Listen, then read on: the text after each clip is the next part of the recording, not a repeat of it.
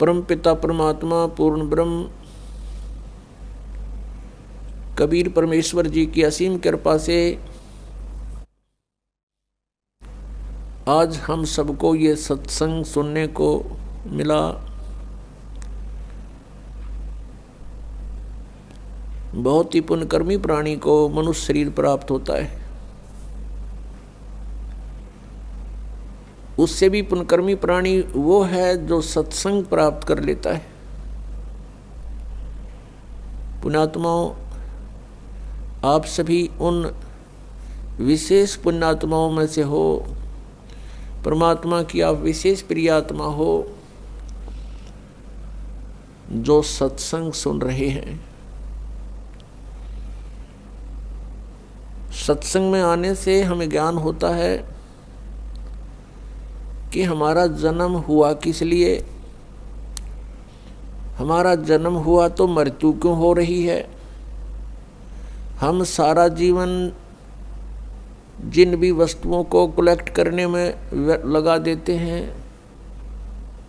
कोई मकान बनाया है, कहीं कोई कार खरीदी है, कितने कोई मोटरसाइकिल ली है और अन्य बहुत सा सामान हम इकट्ठा करते हैं और फिर हम तुरंत मर जाते हैं, मृत्यु हो जाती है। हम सारा जीवन यही सोचते रहते हैं कि ये घर मेरा है, ये परिवार मेरा है, ये पुत्र मेरा है या बेटी मेरी है, ये कार मेरी है या कोठी मेरी है। मृत्यु के तुरंत बाद इस शरीर का अंतिम संस्कार कर दिया जाता है और जीव का पता नहीं वो कहाँ चला जाता है। तो ये हमारा कहाँ था, ये हमारा कैसे हुआ, ये प्रत्येक प्राणी को ये ज्ञान है कि मृत्यु बहुत बुरी चीज है और सभी मृत्यु से डरते हैं और मृत्यु कंपलसरी। तो ये ऐसा क्यों हो रहा हमारे साथ कि हम मृत्यु से डरते हैं।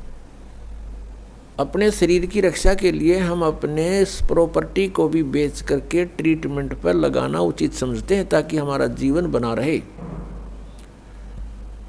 और सब कुछ करने के उपरांत भी एक दिन मृत्यु होनी ही होनी है और ये मृत्यु हमें बिल्कुल खटकती है, कतई नहीं अच्छी लगती। इसका कारण क्या है? कभी माइंड पर थोड़ा बहुत हम विचार करने की सोचते, वजन डालते हैं तो कोई विकल्प नजर नहीं आता था, क्योंकि हम देखा करते थे कि जिनको हम भगवान मानते हैं वो भी मरे, श्री राम श्री कृष्ण, और उनकी मृत्यु देखी जाए तो बहुत आम व्यक्ति से भी गलत ढंग से हुई। भगवान श्री रामचंद्र जी ने सरयू नदी में जल समाधि ली जीवित। भगवान श्री कृष्ण जी के पैर में विषाक्त तीर मार के उनका वध हुआ। तो अब हम सोचने पर विवश हो चुके कि ये ऐसा क्यों हो रहा है। पहले तो हम इतना वजन नहीं देते थे क्योंकि हम सोच लेते थे मृत्यु होगी, लेकिन अभी नहीं। कोई 20 वर्ष का है, कोई 30 वर्ष का है, वह सोचता भी थोड़ा मरना। मेरी तो 60, 70, 80, 90 वर्ष की उम्र बताते हैं। और जो 80, 90 तक पहुंच चुके हैं उनसे पूछ कर देख लो, वो भी नहीं चाहते मृत्यु हो। कहते हैं अभी तो और 10-20 वर्ष है, 100 वर्ष तो जीते ही हैं। और कभी भी मृत्यु हो जाती है तो हमारा जो एस्टीमेट था वो गलत हो गया। तो हमारा एस्टीमेट एक जीव का एस्टीमेट है, अप्रोक्सीमेशन है। तो इसके लिए हमने परमेश्वर के द्वारा दिए गए उस ज्ञान पर चलना पड़ेगा, तभी हम सफल होंगे। अब हम मृत्यु को बिल्कुल पसंद नहीं करते, मृत्यु हो रही है। इसका कारण क्या है? क्योंकि हम ऐसे स्थान से आए हुए हैं जहां मृत्यु नहीं होती थी और वृद्ध अवस्था भी वहां नहीं थी। प्राणी मनुष्य जीवन प्राप्त करके बुढ़ापा पसंद नहीं करता और कंपलसरी मृत्यु पसंद नहीं करता, कंपलसरी होगी।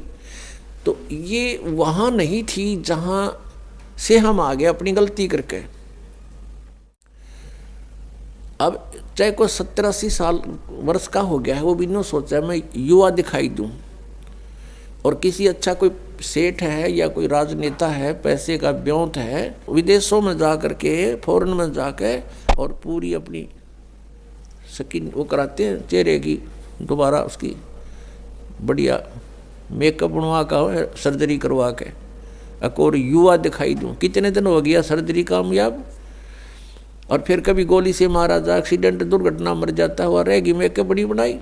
तो जो हमने इस मिट्टी से लाभ लेना था उसका हमने पता नहीं चला, इसको कैसे सदुपयोग करें। हम ऐसे लोक में रहते थे जहाँ वृद्धावस्था नहीं आती थी, सदा युवा रहते थे और मृत्यु नहीं होती थी। और जब तक हम उस स्थान पर नहीं डालेंगे तब तक ये रोग कटे नहीं, या समस्या समाधान हो नहीं सकता। उसके लिए जानकारियां सत्संग में बताई जाती है। क्या बताया जाता है? तू कौन कहाँ से आने फंदा, देखो आगे बेरानी क्यों जलता। तू कौन कहाँ से आने फंसा, यहाँ आगे बेरानी क्यों जलता। चल थीर करूं अवगत नगरी, जहाँ चौर सुहंगम अजब ढूरता।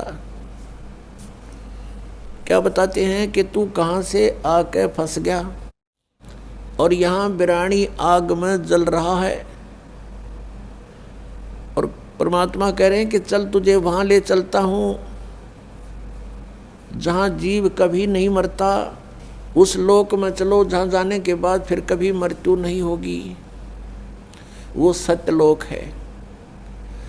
सत्यलोक से हम सभी आए हुए हैं, और यहाँ हम कैसे आ गए, हमसे कौन सी भूल बनी थी, ये भी परमात्मा ने ही आकर हमें याद दिलाई है। क्योंकि हम जो गलती वहाँ कर चुके थे हम उसको गलती नहीं मान रहे थे। जो हम सतलोक में गलती किया करते थे हमने उस गलती को गलती नहीं माना था, इसलिए हमें आज तक भी ये महसूस नहीं हुआ था कि हमने कौन सी गलती कर दी जो यहाँ दुर्गति हो रही है। तो ये जानकारी आपको सत्संग में बताई जाती है, दी जाती है, और ये ज्ञान जो आपको सुनाया जा रहा है ये परमेश्वर ने स्वयं आकर ही बताया है। पुण्यात्मा, ये अमर कथा जो आपको सुनाई जा रही है ये सत्यनारायण कथा है।